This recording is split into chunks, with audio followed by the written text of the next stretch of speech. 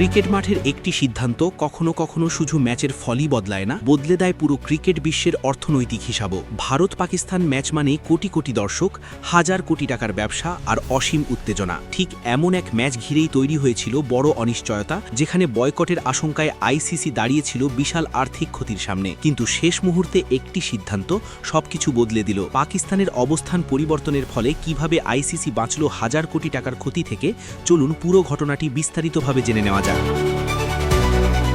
চলমান টি-20 বিশ্বকাপে ভারত পাকিস্তান ম্যাচ নিয়ে তৈরি হওয়া অনিশ্চয়তা শেষ পর্যন্ত কাটল, আর সেই সঙ্গে বড় আর্থিক ক্ষতির হাত থেকেও রক্ষা পেল আন্তর্জাতিক ক্রিকেট কাউন্সিল বা আইসিসি। পাকিস্তান সরকারের সিদ্ধান্ত অনুযায়ী দলটি নির্ধারিত সূচি অনুযায়ী ভারতের বিপক্ষে ম্যাচ খেলবে। এই সিদ্ধান্তের ফলে প্রায় $174 মিলিয়ন, অর্থাৎ বাংলাদেশি মুদ্রায় প্রায় 2100 কোটি টাকার সম্ভাব্য ক্ষতি এড়ানো গেছে বলে জানা গেছে। ভারত পাকিস্তান ম্যাচ বিশ্ব ক্রিকেটের সবচেয়ে আকর্ষণীয় এবং বাণিজ্যিকভাবে গুরুত্বপূর্ণ ম্যাচগুলোর একটি।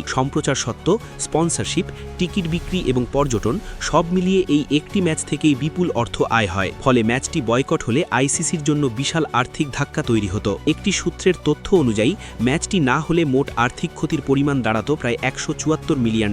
এই পরিস্থিতি তৈরি হয়েছিল বাংলাদেশকে টুর্নামেন্ট থেকে বাদ দেওয়ার ঘটনার পর। বাংলাদেশ ভারতে ম্যাচ খেলতে নিরাপত্তা উদ্বেগের কথা জানিয়ে বিকল্প ভেন্যুর অনুরোধ করেছিল। পরে নির্ধারিত সময়ের মধ্যে অংশগ্রহণ নিশ্চিত না হওয়ায় আইসিসি বাংলাদেশকে টুর্নামেন্ট থেকে বাদ দেয় এবং তাদের জায়গায় অন্য দলকে অন্তর্ভুক্ত করে। এই ঘটনার প্রতিবাদে পাকিস্তান শুরুতে ভারতের বিপক্ষে ম্যাচ বয়কটের কথা বিবেচনা করেছিল এবং বাংলাদেশের প্রতি সংহতিও প্রকাশ করেছিল। তবে পরিস্থিতি দ্রুত পরিবর্তন হতে শুরু করে যখন আইসিসি, পাকিস্তান ক্রিকেট বোর্ড এবং সংশ্লিষ্ট দেশগুলোর বোর্ড কর্মকর্তাদের মধ্যে একাধিক উচ্চ পর্যায়ের বৈঠক অনুষ্ঠিত হয়। এসব বৈঠকে ম্যাচ আয়োজনের গুরুত্ব এবং সম্ভাব্য আর্থিক ক্ষতির বিষয়টি বিস্তারিতভাবে আলোচিত হয়। শেষ পর্যন্ত পিসিবি চেয়ারম্যান মহসিন নাকভি পুরো পরিস্থিতি পাকিস্তানের প্রধানমন্ত্রী শাহবাজ শরীফকে অবহিত করেন। আলোচনা শেষে পাকিস্তান সরকার সিদ্ধান্ত নেয় যে দলটি নির্ধারিত সূচি অনুযায়ী ভারতের বিপক্ষে মাঠে নামবে। এই সিদ্ধান্তের প্রভাব তাৎক্ষণিকভাবে দেখা যায় বাজারেও। ম্যাচটি নিশ্চিত হওয়ার খবর ছড়িয়ে পড়তেই কলম্বোতে যাওয়ার বিমান টিকিটের চাহিদা বেড়ে যায় এবং অনেক রুটে ভাড়াও দ্রুত বাড়তে শুরু করে। এটি প্রমাণ করে ভারত পাকিস্তান ম্যাচ শুধু একটি খেলা নয়,